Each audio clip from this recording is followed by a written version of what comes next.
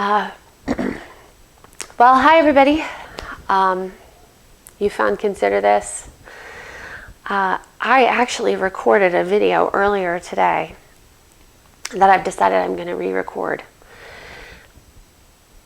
I just came from a celebration of life service, and I really want to talk about it. I'm messy with tears and probably a red nose. Do you know what? Life is about being real and being authentic. And so here I am. And I just wanted to share, this will be brief. There's nothing quite like death to make you think about life, right? I mean, that's just something that it almost goes without saying. And when you're in a place, a gathering with all of these people who are there for the sole purpose but to express love and appreciation for a particular life, it resonates with you deeply. And my minister is the one who passed. She passed about a month ago. Her name was Beverly. She was my spiritual sensei. I guess I'll say that. And I learned a great deal from her. We didn't know much about her passing or her experience the last couple of years. The congregation itself didn't really even know she was ill. And there's a lot to be unpacked and learned in her own spiritual teaching with that, which is sort of what I talked about in this video that I had given earlier today, which now I'm going to redo just a touch, although the focus will still be the same. But I wanted to leave everybody with a thought, because I don't know how often we really talk about things real. Being authentic and being vulnerable is hard, it's scary. I'm going to put this video on YouTube and I have no idea who's going to see it or what they're going to think of me, or if they'll agree with anything that I have to say or think it's complete bullshit. Totally their deal, right? With no judgment. But we have a really fake world, and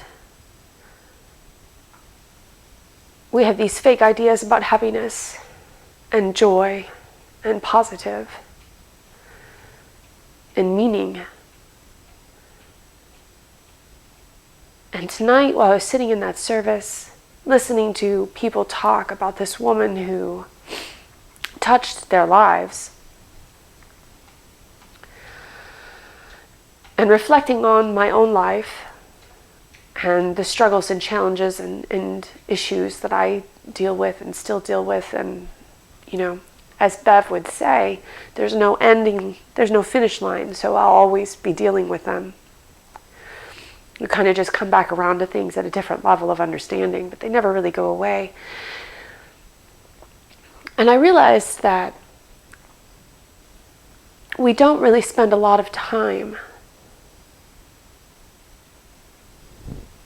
being real enough with each other that we can allow the really beautiful things that matter to develop.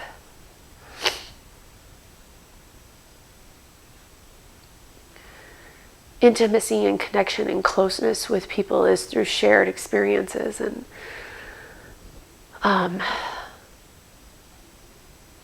shared vulnerability and trust. And as I was sitting there and watching all of these people, and there were a ton of people, she touched a lot of lives, I realized that the most important thing for me, I think, in all of that was community and connection and an engagement. And I think I got lost thinking that engagement meant busy when I was young. And that if I was doing a lot of things, then I must be really engaged. And I have a lot of energy and I have a lot of drive, so I can do a lot of things. But it can be hard to really be real with people, and the realness with people is where the connection really comes from. Otherwise, it's just superficial stuff. And so to really develop community and relationships and connection, your engagement has to be depth and time. Your connection needs to be spent in moments with my dog.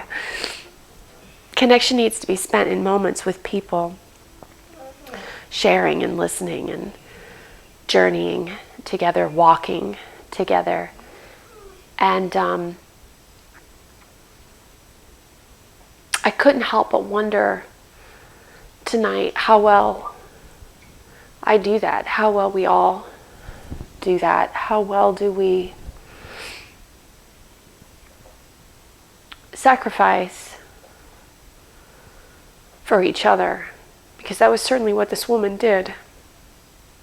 She, in many ways, put what I'm sure she wanted to spend time doing and what she felt was fun and enjoyable, and instead of going to the mountains with her husband to get away from it all and enjoy something, she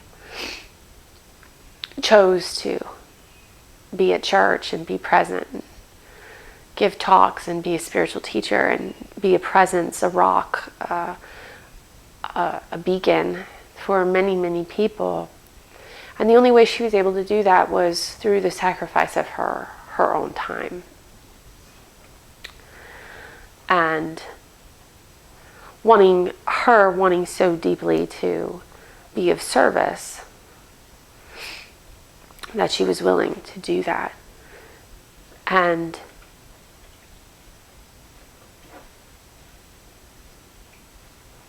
the outcome of that was obvious tonight in terms of what mattered. Watching her husband sing and songs that he had written for her, and her stepsons talk about what she gave them as they were growing up. And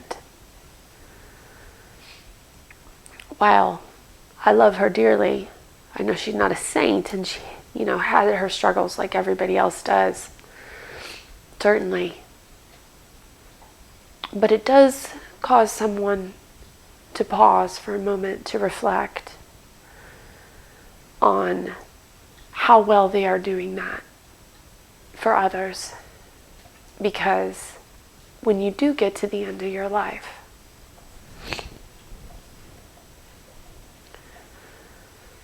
that is where your legacy is. And that's where the foundations of meaning come from and move forward into the next generation, the next version for yourself and for everybody that's left on the earth after you've passed, to whatever happens next. I think the world really needs that right now.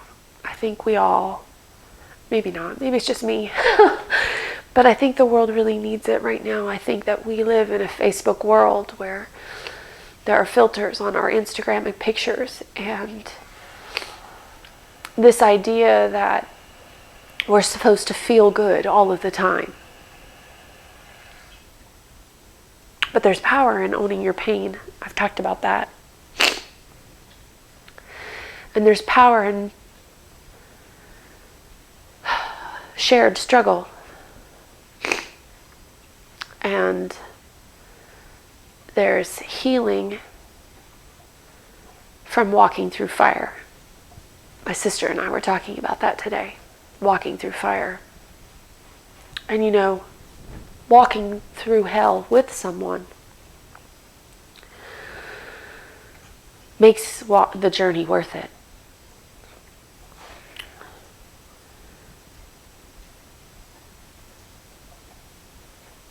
But how much time do we really spend engaging with people in a way that demonstrates that we really do that? Like, really, how much time do you spend? How many times do you look at your phone when your child's asking you a question? Or,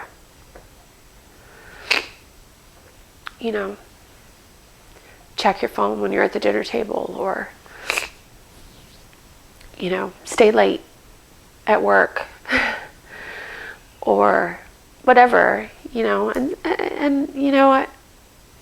Life is life, and you can't be present in every moment, and there's balance in everything, and I know this. But I wonder if it's possible to maintain the urgency of that feeling for us outside of the experience of death. Because right now I'm feeling it very raw. I just came from a service. I've been to funeral services, and every time you leave one, you're always struck with that feeling. And then life continues because you can't make anything be different. And you can't change any of the circumstances. You can't bring people back to life. And so then you just move on with your day, and you do the same stuff that you do because that's what there is to do. But I wonder if there is a way, and if anybody has a suggestion, please leave it in the comments. I wonder if there's a way to internalize those feelings, that realization, those emotional drivers, that powerful passion that motivates in the presence of those kinds of experiences. Is it possible to internalize it to such a degree that you live from a different space going forward after the experience? And can we do that more often? Can we do that more often? And really be there and real and authentic in our experience with each other. So anyway, I really wanted to make a video. It's been a while since I made a video, and I've got so many thoughts in my head, and I made one this morning, and I thought, this is really what I did want to talk about, and I do, and I will, and it's coming. But I left that service tonight before I was able to make that video public, and this just seems more relevant right now for me. So thank you for the opportunity of expressing myself, to clarify my thinking through the video, and I hope that it resonates and that you get something from it, and that it makes you, maybe you have an idea of how to get it done, so we can all step up to be there for each other and really love selflessly. Really love selflessly. It's missing in the world. We've skewed off. It's missing. So anyway, thank you for joining me. Thank you for listening in to my ramble. I appreciate it. I hope that you all have a magnificent, magnificent day. Bye-bye.